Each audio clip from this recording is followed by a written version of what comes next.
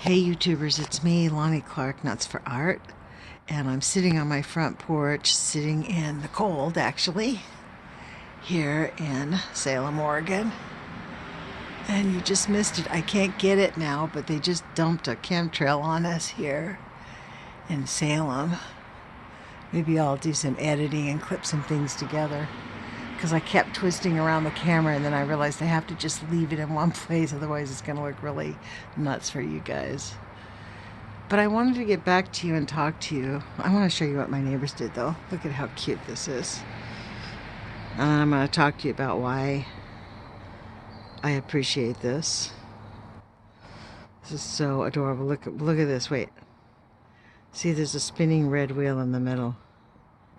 Like a Ferris wheel of red lights. And that just plays on the front of their house. Look at how cute that is. Economical way to light up the whole house. I love that. But speaking of economical, you can see the haze from the chemtrail. This is what I am sick of.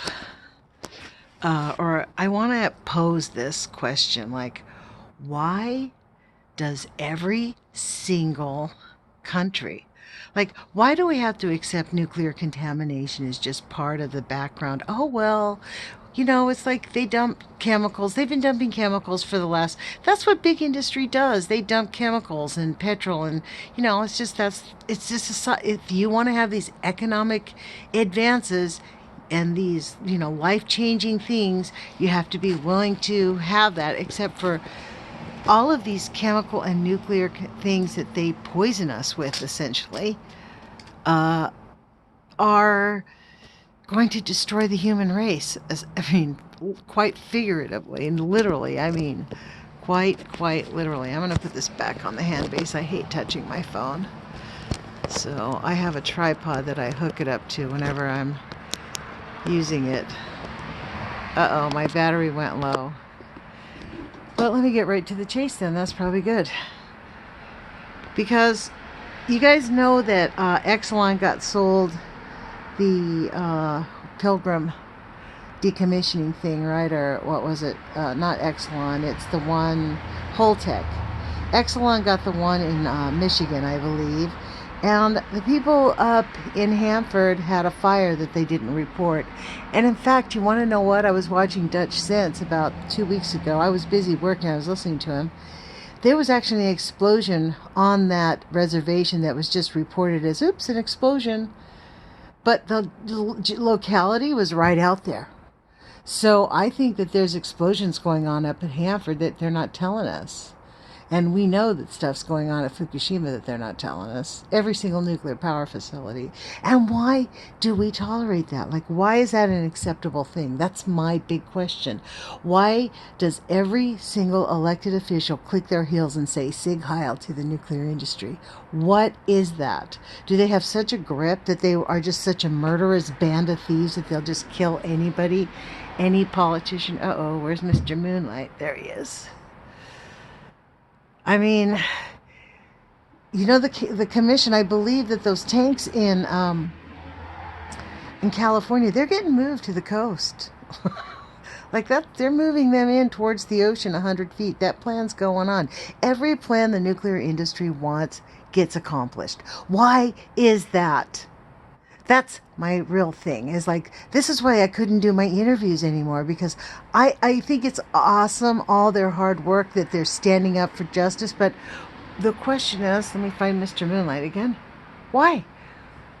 Why do we have to take people to court to get justice? Why isn't it just part of the thing? Hey, this is your industry. You cause these problems. You have to compensate the people. Period. No questions asked. If you want to do that work, then you pay for it. And if the government is going to subsidize it, then the government should not be spending its time in court waiting for people to die off. That's what it does, essentially. Every court case, they just wait for the people to die off, and then they give the remaining family members a small pittance while they wreck their lives too, and their grandchildren's lives, and their grandchildren's lives. And guess what? Pretty soon the family can't even procreate. Within a generation or two, they just can't procreate at all. And women are affected the worst. And why do we tolerate this? That's my question. Why? Why do we accept it? And why is it even allowed? Like, that's what I want to know from Beyond Nuclear. That's what I want to know from, I don't know, I guess, NEARS, the people at NEARS, the people up at Hanford Challenge. I mean, all of them. Jerry Pollitt, what's his thing, the Northwest, oh, Louisa would kill me for not remembering Jerry Pollitt's organization, but that one.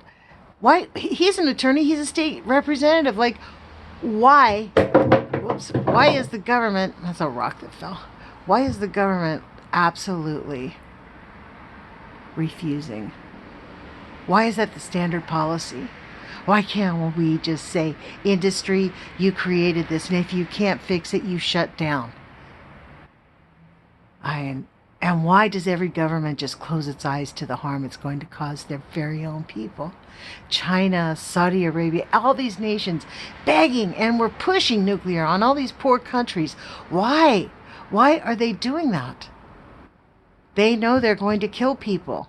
It's not even an if. They are going to kill people.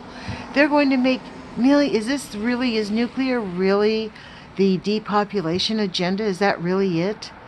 John Goffman wrote that book, Population Control Through Nuclear Pollution. He wrote the title, he said, as a joke, but then he realized, this is a serious issue. If we don't stop this, we are not going to have humans. 5 to 7 generations down, humans don't procreate with nuclear contamination. I mean, it's just, you can make all the test tube babies you want, but they're not going to be humans. So, I don't know. Anyways, guys, I'm going to end here, and thank you for following my channel. And that's the moonlight. Isn't that pretty awesome? Except it's all hazy. See, that's what it looks like. Here, I'll put it down. It actually looks closer than that. So it looks kind of like, it's actually closer than that, but it's not all bright like that. Let me see what happens if I turn this guy off. Uh-oh. Battery is low, flash unavailable, so I'm gonna get going. Bye, you guys. Put your courage feet on. Take care.